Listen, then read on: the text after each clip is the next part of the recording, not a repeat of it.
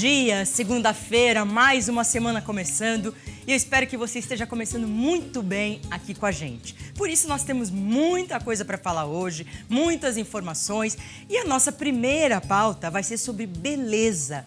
Pele bonita, limpa e sem manchas é o que toda mulher deseja, não é mesmo?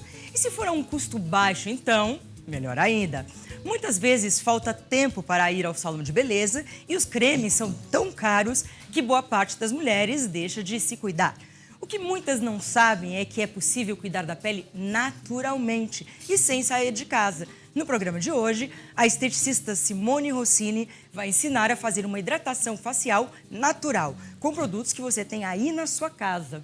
Bom dia, Rafael. Bom dia, Maria Cândida. Bom dia para você que está aí de casa. Muito obrigado pela sua companhia. Semana apenas começando. Tem muita informação, como a Maria Cândida falou, mas a gente espera que você também se divirta aqui na nossa companhia. 1h30 pela frente, juntos no nosso Tudo Posso.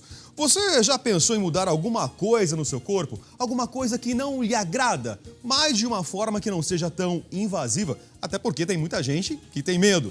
A bioplastia pode ser uma ótima alternativa para quem não tem interesse em enfrentar o famoso bisturi. No programa de hoje, a dermatologista Renata Lobo vai esclarecer todas as dúvidas sobre a técnica de bioplastia. Você não pode perder esse bate-papo. Aliás, se tem alguma dúvida, é só escrever pra gente. tudoposso@redefamilia.com.br. Escreve pra gente e a gente responde as perguntas para vocês aqui ao vivo. Maria Cândida. Segunda-feira é dia de saber as últimas notícias do mundo dos famosos. E quem vai contar tudo pra gente é o jornalista Márcio Augusto. E a culinarista Augusta Nani está com a gente e vai ensinar a fazer um brownie na marmita.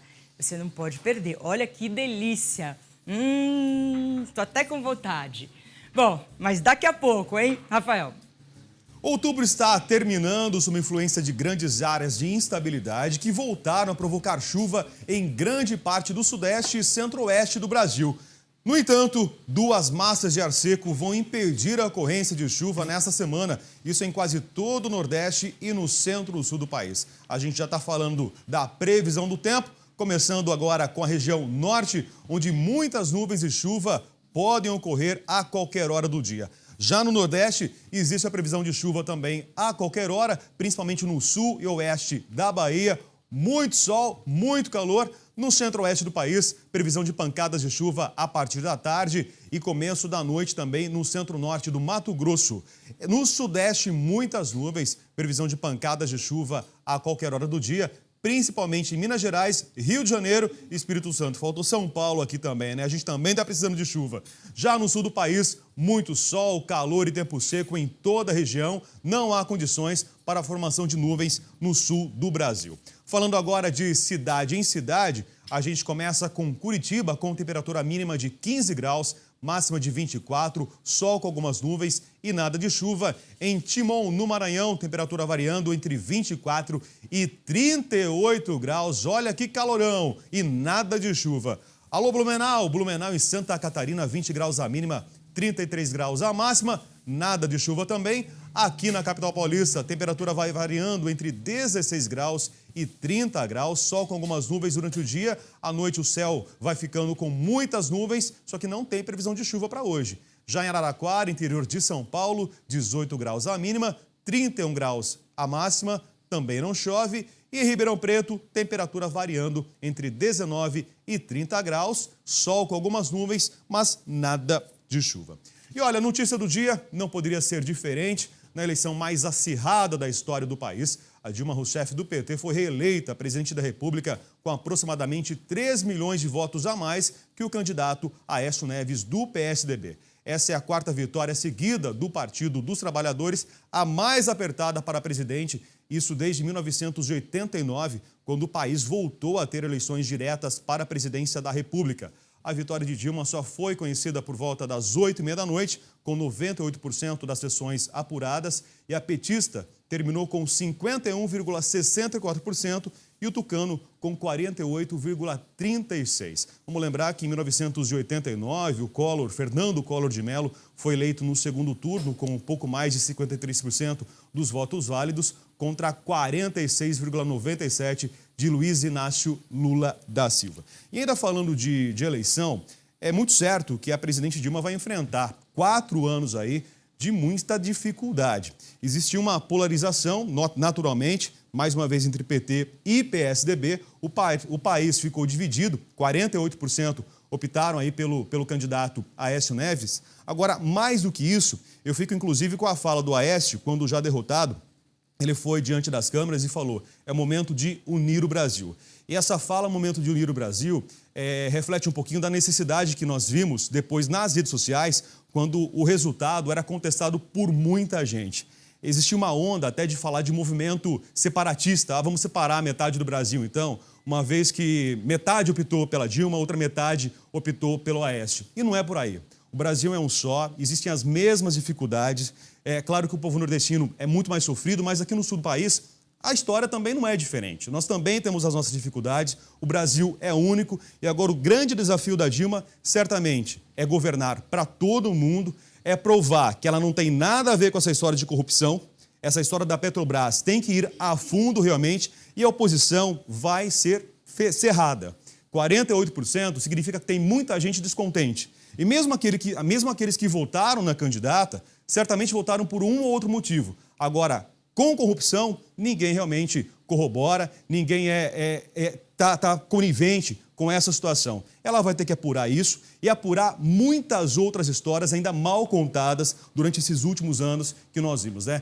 A imprensa tem um papel preponderante nessa situação, mas acima de tudo é o povo que tem que cobrar. E ontem ainda, né, o Pezão que foi eleito Maria Cândida lá no Rio de Janeiro, ele falou assim: eu quero ser reeleito governador, né? Eu quero ser o segundo prefeito de cada cidade do estado do Rio de Janeiro. Essa fala do Pezão, #FicaDica, deveria ser inclusive copiada por todos os governadores e copiada inclusive pela presidente Dilma Rousseff.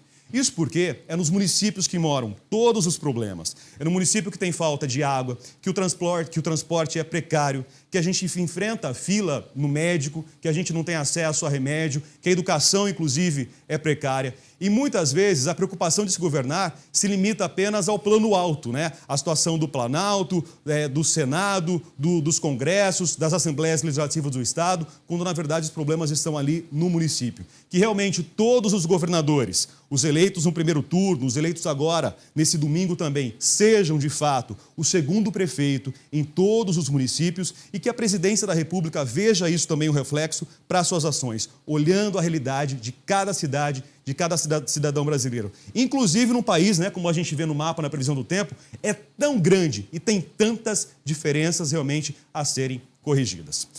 Ainda falando de eleição, depois desse desabafo todo aqui, um fato curioso marcou a votação em uma sessão no município de Formosa. Formosa que fica a cerca de 242 quilômetros de Goiânia.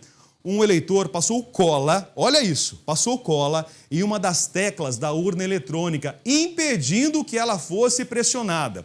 O fato só foi percebido pelo eleitor seguinte ao entrar na cabine de votação. Ele comunicou o ocorrido aos mesários e a urna foi trocada. De acordo com o Tribunal Regional Eleitoral de Goiás, o eleitor que colou a tecla da urna já foi identificado e está sendo procurado pela Polícia Federal por prática de crime eleitoral. Teve outro caso também, eu vi hoje de manhã pela TV, que um eleitor chegou a esmurrar a urna, né, danificando inclusive a urna, impedindo a votação, naturalmente crime eleitoral também. Agora, mudando completamente de assunto, daqui a pouquinho a gente vai falar de beleza, tem 2 assuntos necessários com 2 convidadas ótimas aqui para tirar todas as dúvidas para vocês, mas olha só, acompanha essa história.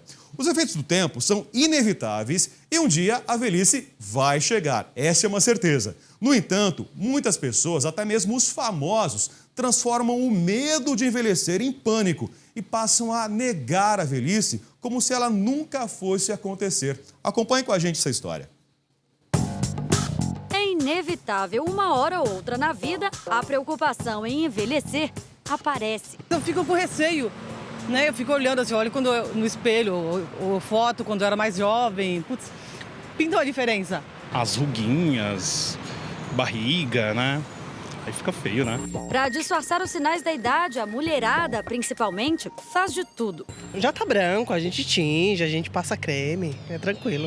Mas o receio de chegar à terceira idade é considerado normal por especialistas.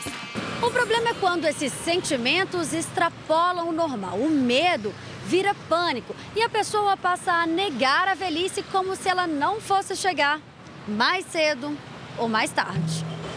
A paranoia pode virar doença, gerontofobia, e atinge muito mais gente do que se imagina, até mesmo os famosos. Depois de passar por uma transformação surpreendente, a suspeita é de que a atriz de Hollywood, Renée Zellweger, também sofra da doença. Apesar de não confirmar se passou por uma cirurgia, a famosa, que já ganhou um Oscar, apareceu em um evento em Los Angeles com um rosto muito diferente. Aos 45 anos, parecia até ser outra pessoa. Ela teria mexido na boca, nos olhos e diminuído o maxilar. Em entrevista a uma revista, Renée diz que está feliz e vivendo de forma mais saudável. Você tem um emprego legal, você tem uma família legal, você está com saúde, mas por que você não está feliz? Ah, porque eu queria, sabe, ser mais jovem. Então a pessoa fica se jogando para um futuro e esquece que ela tem um hoje belo para ser vivido. Ainda segundo a psicoterapeuta, a aceitação é o melhor caminho para se viver mais leve. Em primeiro lugar, é aceitar que a gente vai envelhecer. Se eu acredito em viver bastante, quero viver bastante, eu vou ter que encarar esta velhice. E o que é velhice se não perder uma força física e ganhar uma força do espírito? Tarefa difícil no começo para Araides. Aos 45 anos, ela chegou a brigar com o espelho. Você começa a sentir o peso da idade, mas não assim no físico. No cansaço mental, cansaço visual. Você começa a ver outras pessoas que têm a mesma idade e estão muito mais bonita. A terapia a ajudou a espantar os fantasmas da idade. E hoje ela se diz pronta para o futuro. Alimentação, comecei a fazer academia, fazer caminhadas, fazer meditação. Hoje, para você envelhecer, numa boa, sem problema nenhum. Tá aí, a velhice vai chegar e vai chegar de forma saudável, né? Basta as pessoas realmente buscarem as técnicas corretas para isso. E chega para todo mundo. E atenção, mulheres! No próximo bloco, a esteticista Simone Rossini vai ensinar uma hidratação natural com produtos que você certamente tem aí na sua casa. Você não pode perder.